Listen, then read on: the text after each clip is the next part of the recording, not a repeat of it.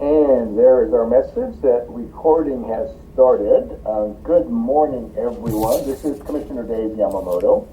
Today is Tuesday, December 27th, and we'll call this meeting to order at 8 a.m. sharp. So before we get started, I'd like to remind everyone to please mute your phone. You can do this by pressing star 6. Please unmute yourself when called upon to speak, again pressing star 6. It is very important for all others to remain muted. So I know we've got a lot of things going on this morning, lots of weather, lots of road closures. I know that there's lots of power outages throughout the county and actually throughout Oregon right now. So I'm hoping everyone is just being safe out there. My understanding, Highway 6 is currently closed. Miami Foley Road is currently closed. Weber Road is having some egress problems. So again, there's just a lot going on. I'm hoping everyone stays safe this morning. So I want to thank everyone for being on board with us this morning. I want to welcome you, and let's start with the Board of Commissioners roll call. Commissioner Bell, I know you're there. Good morning, I'm here. Good morning. Commissioner Sklar, I believe, is on vacation this week. I know, so we would normally at this point go to Adventist Health, but I understand Eric Swanson is on vacation. So with that, we're going to go directly to the Coastal Caucus. And I know we have Representative Gomberg online with us, and we appreciate that so much, David. And I'm not sure who else we might have from the Coastal Caucus. But with that, I'll just turn it over to the Coastal Caucus to see who's here. Well, thank you, Commissioners. I will pause for a moment to see if any of our representatives, senators-elect, representatives-elect are with us this morning.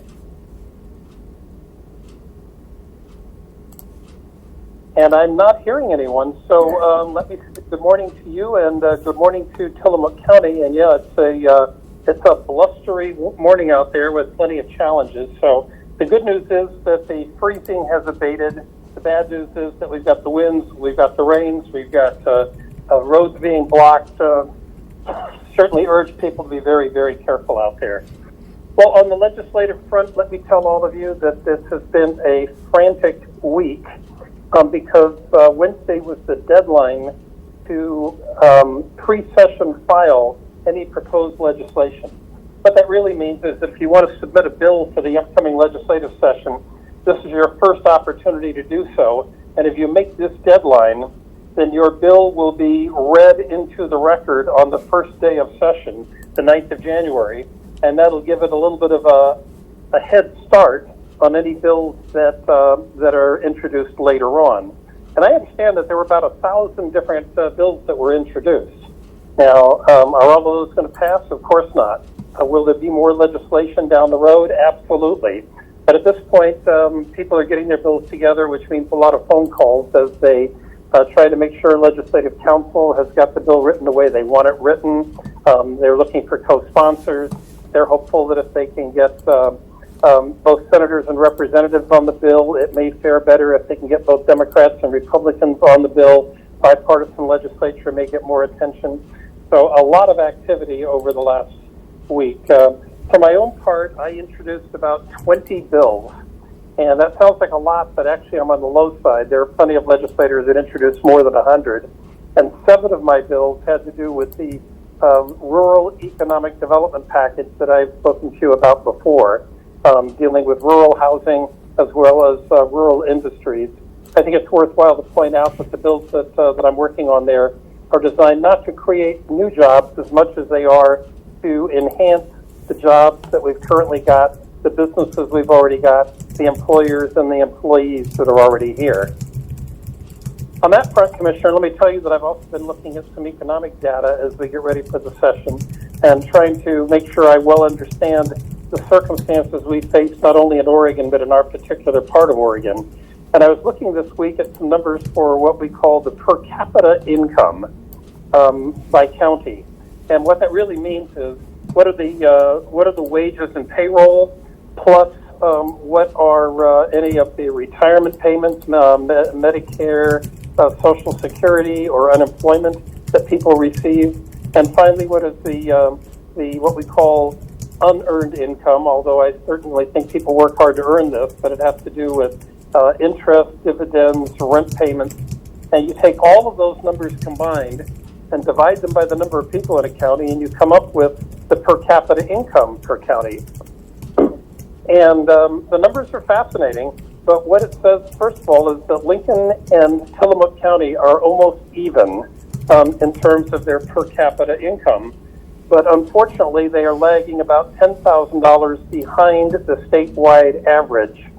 And if you go to those counties that are doing particularly well, we are $20,000 to $25,000 per person behind, say, Washington County. And you got to ask yourself what's going on. Well, the first thing that's going on is that we have a higher than average proportion of retired people here, and retirees are now beyond their peak earning years, so their total income is going to be lower than areas that don't have as many retirees.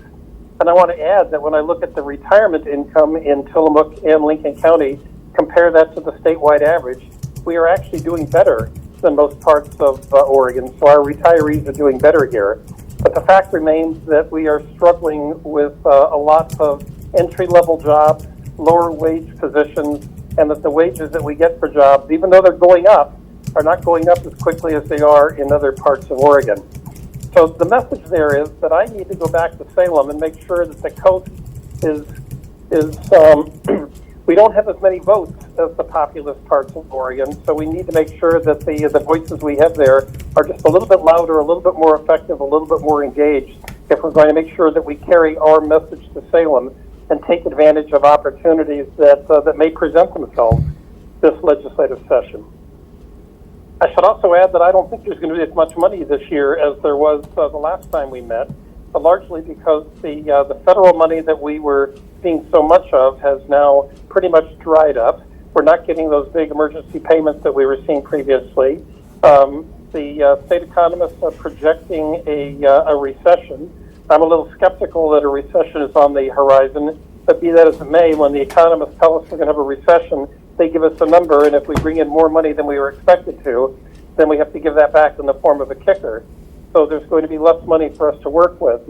And finally, I wanted to share with you another fascinating dynamic, and that is for the first time since 1983, Oregon's population is declining.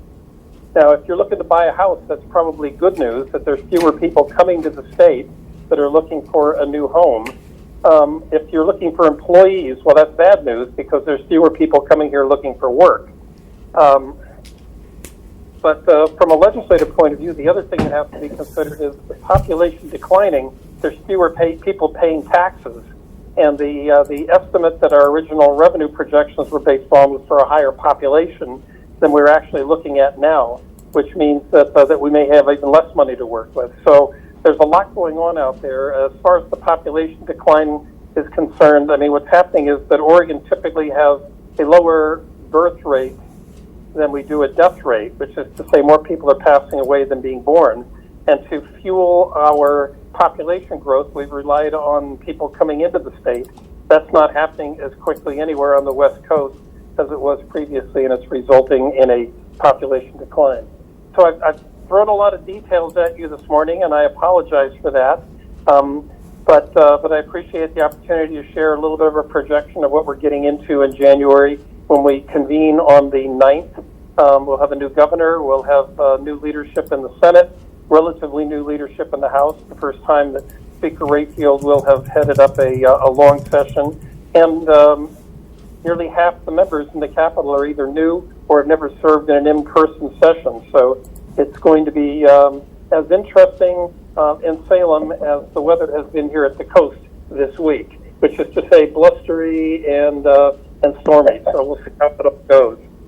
And finally, Commissioners, let me say thank you to all of you, and thank you to Tillamook County. As people are probably tired of hearing now, the lines are changing, and this will be the last time that I will be joining you, at least as a representative of any of Tillamook County, although I hope to come back and join you occasionally as chair of the Coastal Caucus. But I'm going to miss Tillamook County terribly. I feel like we've done some wonderful work there and built some lasting friendships, and we'll continue to be in touch. But Godspeed as the new year approaches and new people take office, and we'll continue to work hard to do all we can for our part of Oregon here along the Central Coast. Representative Gumberg, I know it sounded like a farewell from you. To me, it is not a farewell. Being chair of the Coastal Caucus and having so much history with Tillamook County, I know we will continue to talk. Please feel free. The invitation is always open for you to come back and join our weekly calls on Tuesday morning. We would love to have you. I'm sure we would have many questions, especially as this legislative session gets rolling. So to me, this is not farewell, but it's the next chapter. And in our representation at the Capitol, and we will miss you, but at the same time, I can clearly say that we won't miss you because I think you will be involved with all of us here in Tillamook County as we continue to move forward. So again, thank you so much for all of your participation over the past years and future participation, which I know is going to continue to happen. Do we have any questions for Representative Gumberg? I don't have a question, Commissioner, but I would like to thank Representative Gumberg for your long-standing excellent service to Tillamook County. It is, you have just done a really great job representing us, and I can think of lots of examples recently, including finding the funding for the Nesquin emergency egress route, but lots and lots of things. I love your newsletter. I love the modeling that you have done for us to show us what it means to work across the aisle and work together in concert with your Republican colleagues to serve the needs of the community, which I think is it's the highest calling of your position. And so I will personally miss you. I know a lot of people will miss you. A lot of people have talked to me about it, that losing your representation is a loss. Of course, we look forward to working with Representative Javity and Senator Weber, and that's going to be wonderful. And it was, when we headed into this mixed district, when Tillamook County was chopped in half and we ended up with 4 representatives, people were upset about it and full of dread. But it really worked out beautifully, thanks in large part to you. So I just want to thank you for your long-standing service and say that it's a loss to us that we will no longer be working with you in that way. Well, that's very kind of both of you, commissioners, and I appreciate that more than I can say. Again, I will miss representing Tillamook County, but I'm not going very far. In fact, I'm not moving at all. It's just the lines have changed, but I'll continue to be in touch. My phone number hasn't changed, and as I've kind of said with a smile, my newsletter doesn't cost more if you live outside the district. It's still absolutely free. So I know you'll continue reading that as well. So, and if there's anything in particular that comes up, I'll certainly make an effort to come and join you on your Tuesday morning calls. But if you need me for any particular reason, reach out and I'll be there. Thank you again, Representative Gumberg. Do we have any other members of the Coastal Caucus with us this morning?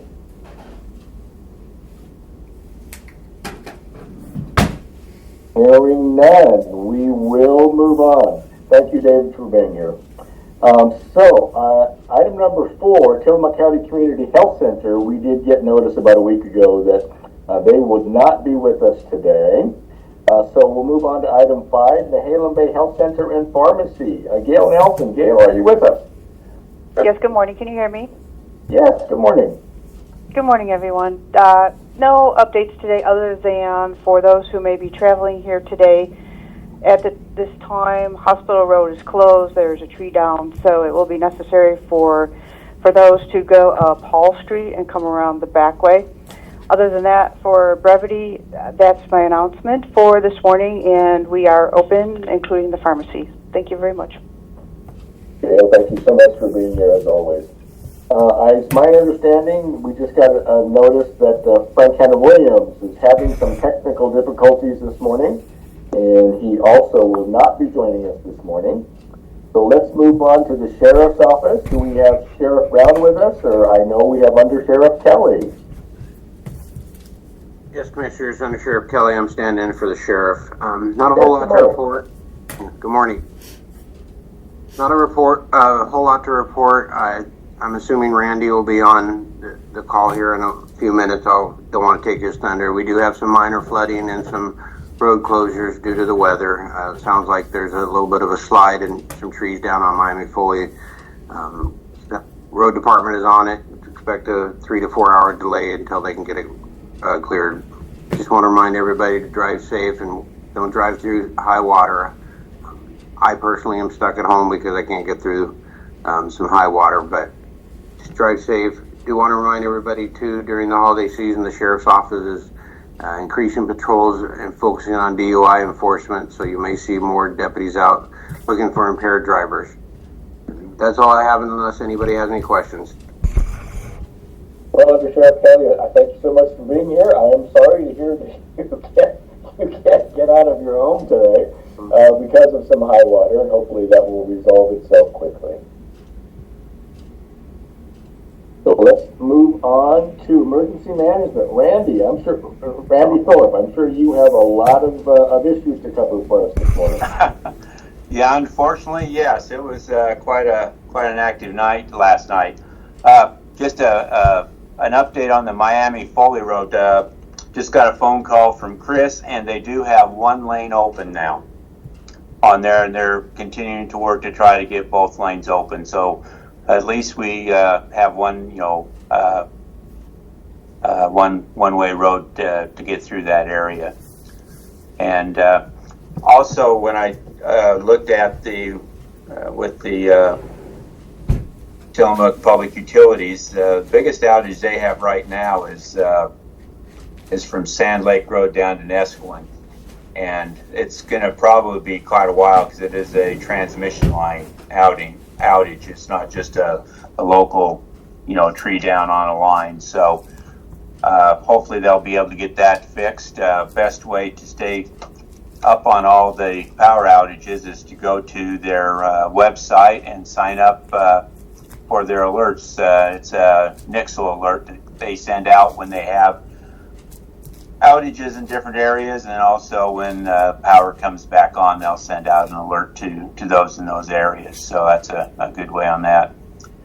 It looks like we did dodge the bullet, at least with the Wilson River on any major flooding, and also the Nehalem. Last night around 9 o'clock, they were predicting almost major flooding on both of those rivers. And luckily, by about 1 o'clock in the morning, they had dialed back their predictions and took it out of that major flood stage and just put it back down in the minor and the alert stage. Right now, though, the Nehalem is still at it's over 14 feet. It's at 14.6 feet, and it's slowly rising right now. So it's still kind of an issue. The Wilson is at 11.58 feet, and it's looks like it's crested and slowly going back down. So need to keep an eye on those river gauges to make sure that we stay up on those levels up in there. I guess we had quite a bit of wind. I got some reports that I saw that they had some nearly 70 mile an hour gusts in Garibaldi. I think Pacific City was up to 40 or 50 mile an hour winds, so we did have quite a windstorm last night. Unfortunately, predictions of what the weather's looking like now are going to continue with it being very windy. They have not taken down any of their alerts that they've sent out for high wind. We're looking at, of course, 100% chance of precipitation through most of the day and tonight. And they're looking at winds gusting as high as 60 miles an hour in some of the areas. So again, batten down the hatches, be careful of flying debris while you're out and about on that. And so it's definitely going to be with us. Looks like for the next couple of days. So just like Matt said, be careful while you're out driving around. Even though the roads are clear, I've noticed driving in this morning, there's just still a lot of small debris on the roads that can cause issues. Also, a lot of standing water. So just, be extremely careful while you're out driving around. Thank you for that, Randy. Appreciate it so much. Would you happen to have an update on Highway 6? Is Highway 6 indeed closed? Do you know? Right now, I don't see it being closed. I know that it was closed earlier in the evening due to a crash last night. But I haven't heard anything yet on Highway 6 for today. Okay. Appreciate that very much. I could have swore I saw that this morning. But thank you. Any questions for Randy Thorpe? Thank you again, Randy, for being with us. So let's move on to the Board of Commissioners. Commissioner Bell. Good morning, everyone. Good morning. Well, I'll just remind folks to check with TripCheck about road closures, because that's your most up-to-date information, and indeed there have been and continue to be road closures due to downed trees. So there's still no power at my house. There are pockets of places around the county that don't have power. In my neighborhood, it's probably due to a downed tree or something, but I understand, as Randy just said, that there's a big swath of South County that's out of power. So I feel for those folks, and I'm very grateful to all the workers. I just want to mention that I'm very grateful to all of the emergency workers, to Randy Thorpe, who was here until late last night and came in at 5 this morning, and to the road crews and the power crews and the law enforcement and first responders, and to everybody who is out working in the worst kinds of weather to take care of people and help us stay safe. It's really they're unsung heroes, and so I'd like to sing their praise this morning and just say how grateful I am to all of those people who work so hard to keep our power on and keep our roads clear and keep us safe. So thank you. I thought it was interesting what Representative Gomberg was talking about fewer people moving to Oregon now for the first time in decades, because up until right now, there were about 60,000 people moving to Oregon from other places per year. And so I read that that's changed right now, but I haven't read clearly why. And so I've been thinking about that, and I was thinking about it when Representative Gomberg was talking about it, thinking, I bet it has everything to do with the mess that Portland a couple of years ago was really a very desirable city for other people. It was a livable city. It was a beautiful city. They had a lot of art and great restaurants, and Portland has become a mess. And so if it makes sense to me that if people are thinking about where they want to live, Portland would not be on the list. And so I hope that changes. It's a sad thing about our state, and I don't know what the solution is, certainly, but I hope it changes. I hope that there's a time again when Portland feels safe and livable and a city that we can all be proud of. I just want to wish everybody a very happy New Year. I think people are under a lot of stress, and there are ways that this has been a difficult year, and I just hope that everybody is safe and healthy and happy, and we can look forward to a happy 2023. So I'll stop there. Thank you. Thank you, Commissioner Bell. Appreciate that so much. I'm going to deviate from our agenda just a moment. I'm going to put somebody on the spot here. I see that Chief Jim Aders from the Stuck Out Fire has joined us this morning. And Jim, I'm wondering if you might be able to give us an update on what's happening in South County.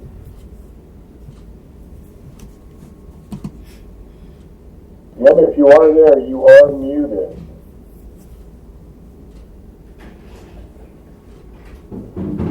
There you go. Vader, are you there? Good morning. Hey, Good morning, Commissioners. Yeah, good morning. What's going on in South County? We just actually received power down here, so we had about 4 or 5 hours of outage. At this time, we're just kind of watching to see what our flooding's going to do.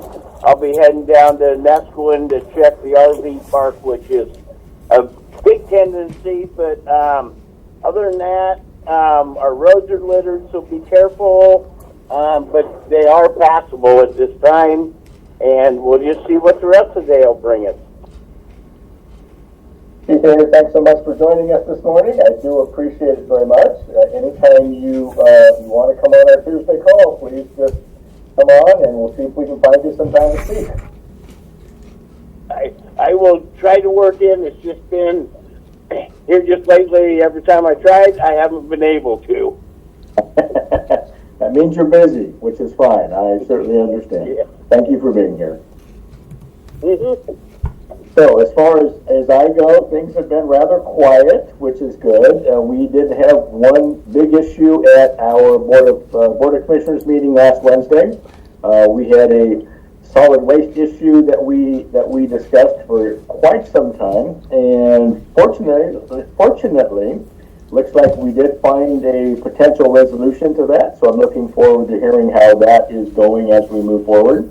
I do hope everyone had a very Merry Christmas. And please be safe this upcoming weekend as we enter the new year. And so I just wanted to make sure that everyone has a safe and happy new year. So with that, let's move on to the cities.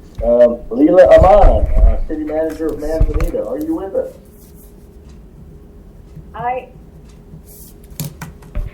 Oh, you were there for a second. Oh, okay. Can you hear me now? There you go. Yes, thank you. Yeah, thank you for your patience. I too am out of power, so I'm running off my cell phone, which this is the first for me on Teams, so thanks for your patience. Not a lot to offer. It's been pretty quiet between last week and this week. Hope everyone did have a wonderful holiday as well. I did just want to share a couple of phone numbers for folks. It sounds like Public Works crews have the streets pretty cleared in Manzanita. But just in case, if you need to reach someone in Public Works, if there's a tree in the road or anything of that nature, you can reach them at 503-368-5347 during normal business hours. We also have an emergency number, which you'll reach our on-call personnel. That number is 503-457-6319. And someone should be able to be reached 24 hours a day. I just also want to echo Commissioner Bell's shout out to the emergency crews that are out there restoring power. We're patiently awaiting ours, and we know how hard those folks work in this terrible, terrible weather. Just a couple of quick announcements. We have a bunch of meetings coming up in January. I'll have a much more thorough update next week. But our first City Council meeting will be next week at 6 p.m. We do not have a work session next week. On Wednesday, the 4th at 6 p.m. Because we'll be swearing in new councilors at that meeting. And then we have a retreat scheduled for that Friday where the new city council will be discussing their goals for the year. And then the following week on Wednesday, the 11th, will be a meeting about our new city hall project. So that's kickoff of a really strong year. I look forward to working with many and all of you, and hope that all of you have a safe and happy new year. Thank you. Thank you so much for being with us. Appreciate your time very much. Let's move on to the city of Nehalem. Do we have Melissa Thompson-Kiefer or anyone else from the city of Nehalem with us this morning?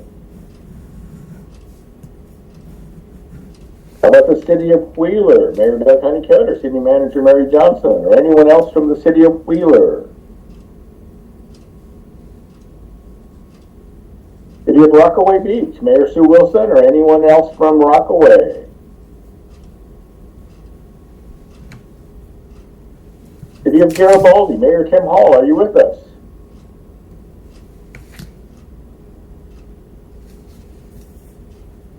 City of Bay City, Mayor McCall.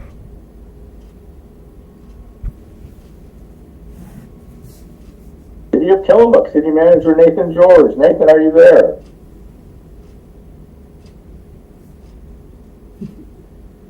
And that's the issue that you run into when you have these calls during the holidays. Finally, last but certainly not least, South County. Doug Olson. Doug, I see you there. Good morning, Commissioner. Yes, I am. Good morning. Power is back on in South County, and as you heard from Chief Ader, the only thing I will say is that our PUD crews are certainly earning their money today. And you heard that it was a transmission line for the South County end, and the distinction is transmission lines are where the power comes from out of the area into our substations, and of course if one of those fails, then an awful lot of people are out of power for a period of time. The distribution lines are the ones that typically go from a substation to homes and businesses, and when they fail, it's usually a much smaller area, but that's all been restored. I know Nesco is back up, just talked with the person there, so again, when you see our crews sometime in the next day or two or next week or whenever, give them a big thank you for getting out in this kind of weather, because they really earn their money this time of year, but for them, I guess we'd still be in the dark. So far so good, but winter's not over. So with that, Commissioner, thank you very much. I wish you all a very happy new year, and we'll keep things moving forward.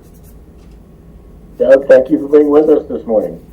So with that, I want to thank everyone for attending this morning. It's a very short meeting, not unexpected during the holidays. Commissioner Nathan George. Nathan, there you are. That's perfect. I didn't hear you initially. No, I apologize. I was having trouble getting on. I apologize. I do have a quick update if you have time still. Absolutely, please. Well, thank you very much. I'll make this very brief. I know we're ending. Just wanted to let the city know that we are actually quite a bit sick on different people. Due to illness, we have a lot of people out this week. We have a shorter week as our city, I guess the city hall was closed yesterday. However, we will do our best to maintain all services. If you have an emergency, please continue to call. And if you see something, say something. Public Works crews will be out doing the best they can to take care of any storm damage. Not this week, but probably next week, they'll start taking down holiday decorations. And we just want to wish everyone a happy new year, and we'll see you next year. That's all I have, Commissioner. Thank you. Nathan George, Tillamook City Manager, thank you so much for being with us. So again, I want to thank everyone for attending this morning, but a special thanks to KTIL for, as you do every Tuesday morning, for broadcasting this community update live to all the residents in Tillamook County.